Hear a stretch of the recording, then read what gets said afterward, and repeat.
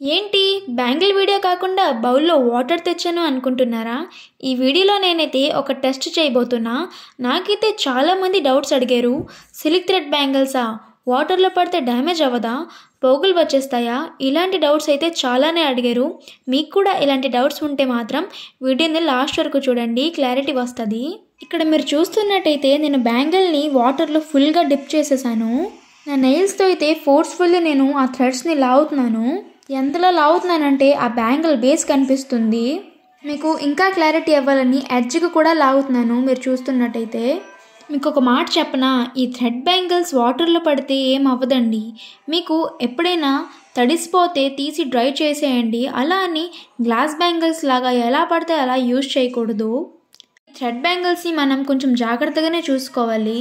మన వ్రాపింగ్ చూస్తున్నారు కదా, అంత నీట్గా అండ్ ఇంకా అంత టైట్గా ఉందో. ఇలా ఉంటే వాటర్లో పడినా అంతలో ఏం డ్యామేజ్ అవ్వదు.